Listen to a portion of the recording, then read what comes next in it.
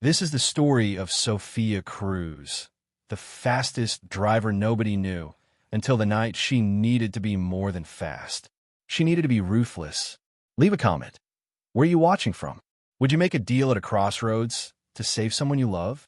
This is a fictional story created for entertainment purposes only. Subscribe to the channel and activate the bell so you don't miss the next stories. Sophia Cruz was 26 years old and had three things in the world: a red Mitsubishi Evolution 9 that she herself prepared, a 15-year-old sister with leukemia, and a debt of 200,000 reais that grew every month. She had stolen the car from her ex-boyfriend. Technically, he owed 3 months' rent when he disappeared. She kept the keys. She called it compensation. Her sister, Julia, had been in the hospital for 6 months. The experimental treatment cost 40,000 reais per month. The SUS, Brazilian public healthcare system, didn't cover it. The health insurance denied it. Sophia sold everything she could, did illegal street races, anything. But it wasn't enough. It was never enough. She was returning from the hospital at 3 in the morning when she saw the headlights in the rearview mirror. A black Nissan Skyline, tinted windows, following very close. Sophia accelerated. The Skyline accelerated too. She turned right without signaling. The Skyline turned too. Shit, she muttered, already calculating escape routes. But then the Skyline overtook her, cut her off, forced her to stop. 3 men got out. Suits too expensive for that time, that neighborhood, that life. The one in the middle was tall, impeccably gray hair, a smile that didn't reach his eyes. Sophia Cruz. Finally. Who are you? Someone who can solve your problems. I don't have problems. He laughed. He took an envelope from his inside pocket. Photos. Julia in the hospital. Medical bills. The apartment where they lived. Everything. 235,000 reais in debt. Your sister has 4 months to live if she doesn't get the transplant. You do 3 races a week and earn, at most, 5,000. The math doesn't add up, Sophia.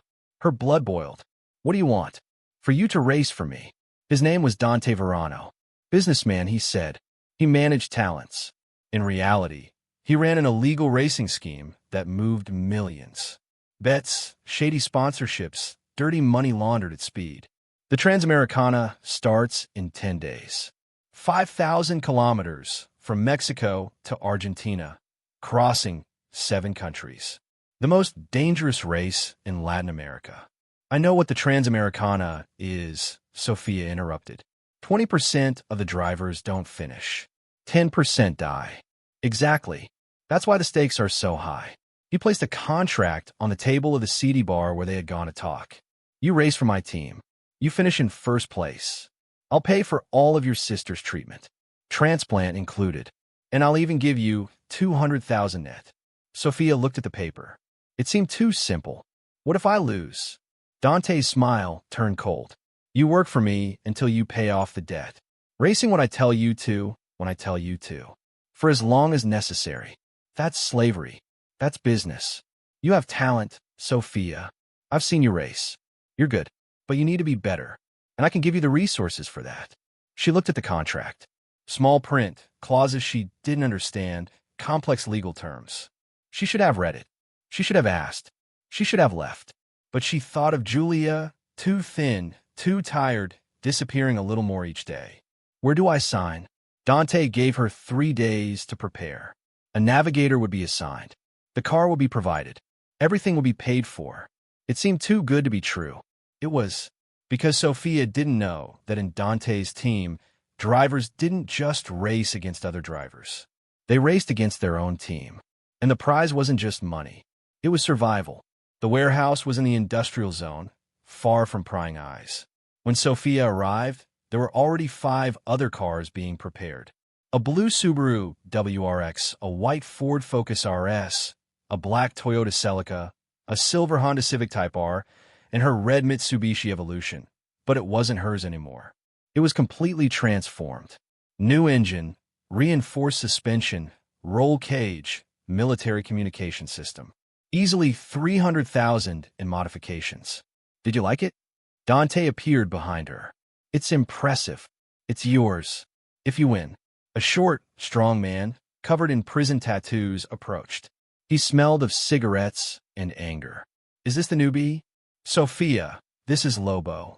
Your mechanic. Lobo spat on the ground. I don't work with little women. You work with whoever I tell you to, Dante said calmly, but there was steel in his voice. And if she dies because you sabotage the car, you die too. Understood. Lobo muttered something and went back to work. Sophia met the other drivers that afternoon. Ricardo, 38 years old, a former professional driver who lost everything in an accident that killed a spectator. Now, he was racing to pay the compensation that ruined him. He was driving the S. Blue Abaru. Camila, 23 years old, looked like a model but had the eyes of a killer. She killed her drug-dealing boyfriend in self-defense, but his family wanted revenge. She was racing to buy protection. She was driving the white Focus. June, a 30-year-old Korean, an illegal immigrant, owed money to the coyotes who brought him. He was racing to pay for his freedom. He was driving the black Celica. Matthew, 19 years old, the youngest of them all, addicted to gambling, owed money to loan sharks. He raced because it was the only thing he knew how to do right. He was driving the silver Civic. They all owed Dante. They were all in jail. You are my team, Dante announced that night. All gathered together. But only one of you will win the Transamericana. What do you mean? Ricardo asked. Simple. You race together, but you compete against each other. Whoever finishes first within MY team wins freedom. The others continue to owe. This is crazy, Camila said. That's motivation, Dante corrected. You can help each other or destroy each other. Choose wisely. Sophia felt her stomach churn. That wasn't in the contract. It was in the fine print. Clause 17, paragraph 3. She should have read it. That night, Ricardo pulled Sophia aside in the shed. You're new to this. Let me give you some advice. Don't trust anyone. Not even me. Then why are you telling me this? Because you remind me of my daughter. Same age, same innocent eyes. I'm not innocent. You still are. But the road will change that. He pointed to the others. June already sabotaged 3 cars in the last race. Camila seduces rival drivers and drugs them before the stages. Mateus bets against himself and plays to lose when the return is higher. And me, I've done worse things to ensure my family eats. And Lobo works for whoever pays the most. If someone offers him money to sabotage your car, he'll do it. Sophia swallowed hard. How do I survive this? Ricardo looked at her with pity. By being worse than all of us. Or dying quickly. The Trans-American race began in Tijuana under a gray sky and electrical tension. 150 teams, 300 drivers and navigators, 5,000 kilometers of hell ahead. Sophia was on the starting grid when she met her navigator. Diego, 40 years old, Mexican, ex-military, scars on his face and hands. He didn't smile. He barely spoke. You my navigator? I am. Dante hired you. Dante got me out of prison. I work for him until I die or until he releases me. Whichever comes first. Great. A slave navigator too. The first stage, 800 kilometers from Tijuana to Guadalajara. Mountains, blind curves, stretches of dirt, potholed asphalt. The green light came on. 150 cars roaring at the same time. Dust, smoke, chaos. Sophia floored it. The evolution responded like a beast awakening. Turbo engine screaming. Gearbox responding perfectly. Suspension absorbing every imperfection. Right 3 long. Diego shouted the notes with military precision. Sophia threw the car into the curves with growing confidence. She was good. Always had been. But now she had a car worthy of her talent. She passed the first checkpoint in 20th place. Okay, Diego said through the intercom. Keep the pace. Don't burn the engine on the first day. But at kilometer 300, the radio crackled. Dante's voice. Sophia. Ricardo is in 15th. You need to pass him. Now. Now. That's an order. She looked in the rearview mirror. Ricardo's blue Subaru was 3 positions behind. What? Because I told you to. Diego looked at her. Don't do it. He'll punish me. So what? If you do that, it'll turn into a war within the team. Sophia took a deep breath. She made her decision. She accelerated. She passed 2 cars, then another. She was side by side with Ricardo on a long straight. He looked at her. He understood. He shook his head. Don't do that. Sophia accelerated more. She passed Ricardo. On the radio, Dante laughed. Good girl. But Sophia saw in her rearview mirror, Ricardo didn't slow down. He accelerated too, and there was something new in his eyes. Anger. The war had begun. They finished the first stage with Sophia in 13th, Ricardo in 16th, Camila in 20th, June in 23rd, Mateus in 30th. At the camp, Dante gathered everyone. Sophia, you proved you have a competitive spirit. Ricardo, you proved you're slow. You told her to pass me, Ricardo spat. And she obeyed. You should learn. That night, someone slashed 2 of the Evolution's tires. Sophia woke up to Lobo yelling. Damn it, who did this? She left the tent. 2 tires slashed with a knife. Clear message. She looked at Ricardo's tent. He was awake, looking back. He didn't deny it. He didn't confirm it. He just stared. Change the tires, Sophia told Lobo. I don't have enough reserves for the whole season if they keep sabotaging. Then protect the car. I sleep too, girl. Diego appeared, gun his waist. I do the first watch shift. Lobo does the second. Since when do you? Does it matter?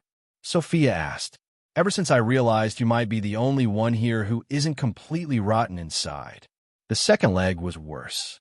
1,000 kilometers to Mexico City, including high-altitude stretches where the thin air killed weak engines. June overtook Sophia on a dangerous curve, forcing her off the road. She almost rolled over, saving the car at the last second. Son of a bitch, she yelled. Welcome to the Trans-American Highway, Diego said calmly. At kilometer 600, Mateus blew the engine. Literally, he stepped on the gas too hard, for too long, and the Honda spat fire and oil. He limped out while the car burned. Over the radio, Dante, Mateus is out. 4 of you remain, Camila replied, her voice sweet as poison. For still too many. They finished the stage. Sophia in 10th, June in 8th, Ricardo in 15th, Camila in 22nd. June is climbing, Diego observed. He's cheating too. Everyone cheats. You're the only one who still plays fair. Does that make me stupid? It makes you dead if you don't change. Sophia looked at the camp. Pilots sabotaging each other. Dante watching everything like a king of chaos, his team destroying itself. I'm not going to become them. Then you won't survive. That night, she visited Julia virtually. Video call, bad signal, image freezing.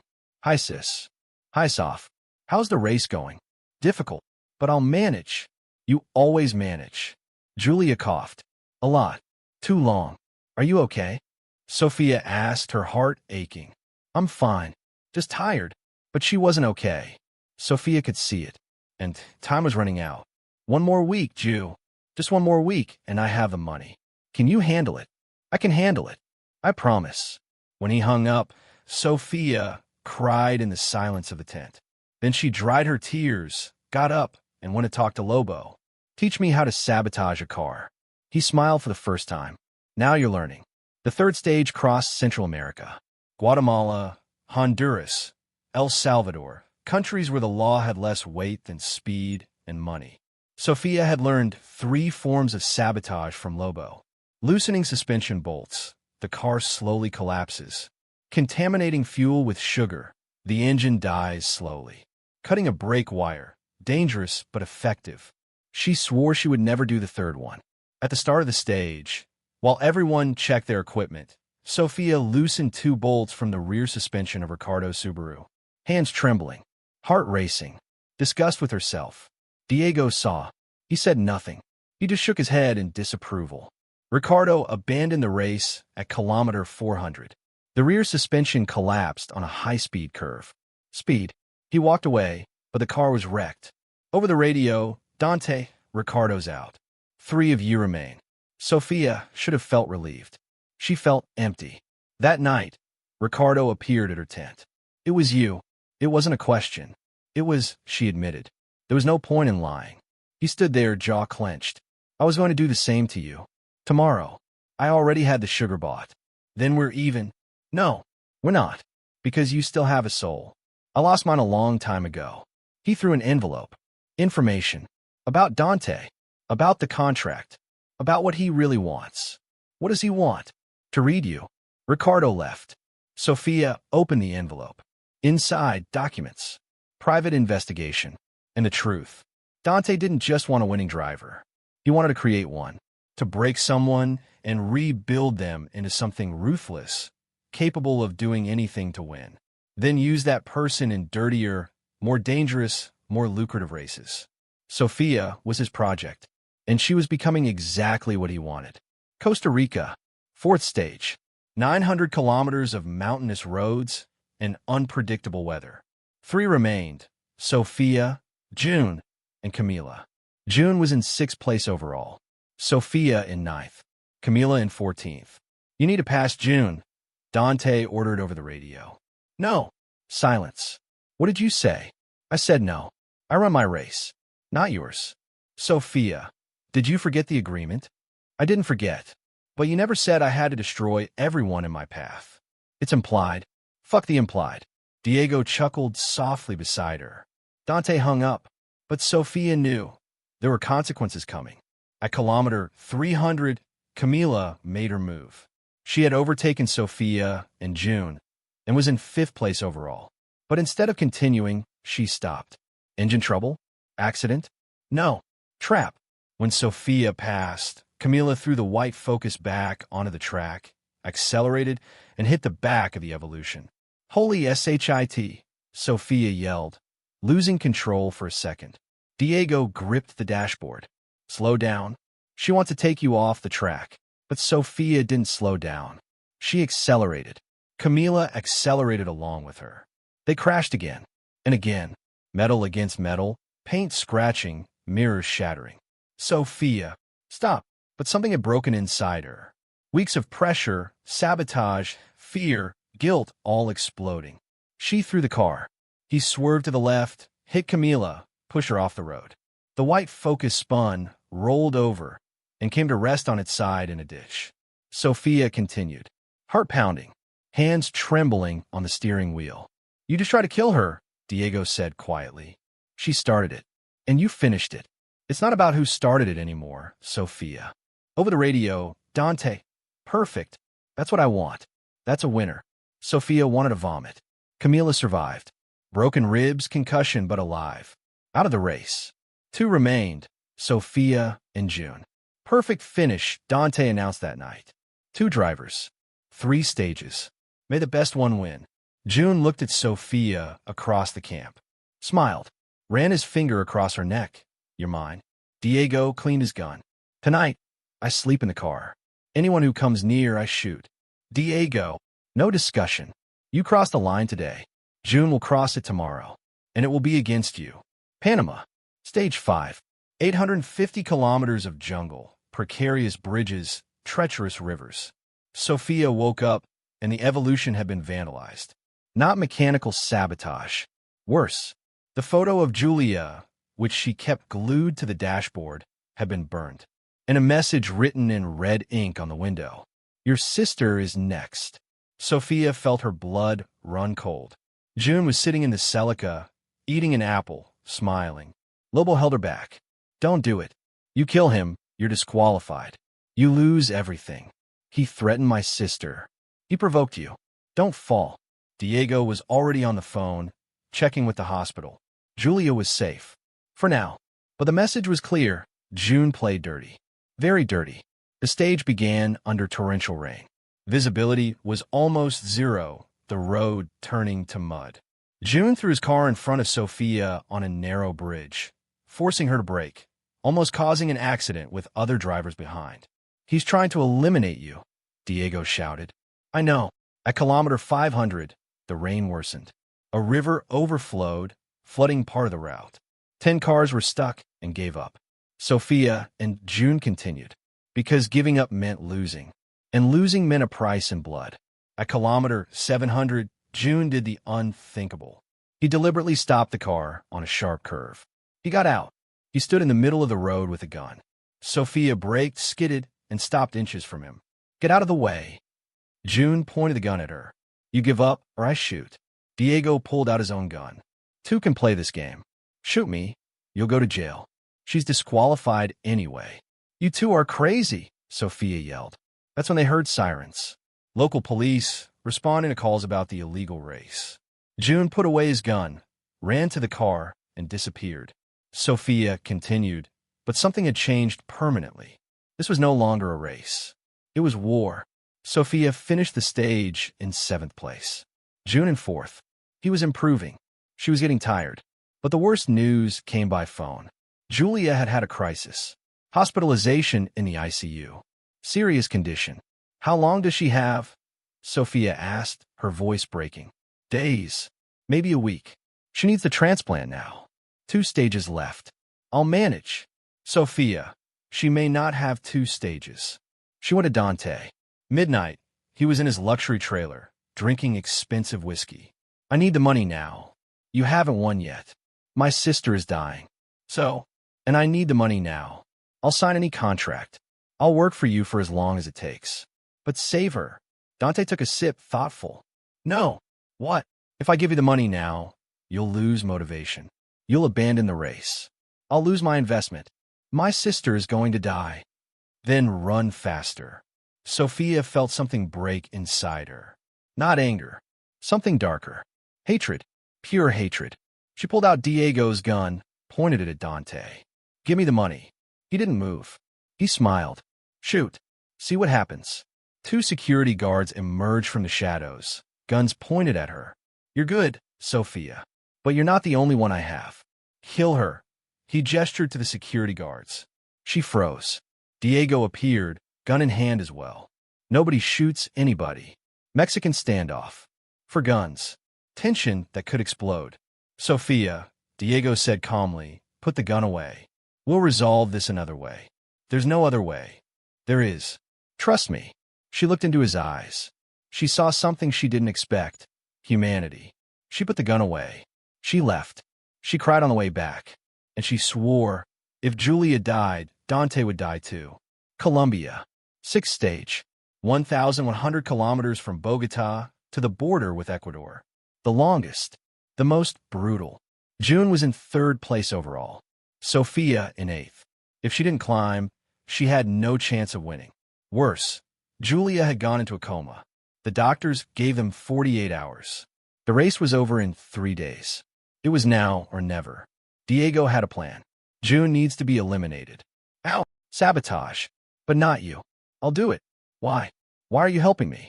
He looked at the horizon, his voice heavy. Because I was already Jay. I did horrible things for money. And I lost my family because of it. My daughter hasn't spoken to me in 10 years. My wife died without forgiving me. Diego, if I don't help you now, I know you'll become what I was. And I wouldn't wish that on my worst enemy. That night, Diego contaminated the fuel in June's Celica. The race began. June led for 300 kilometers.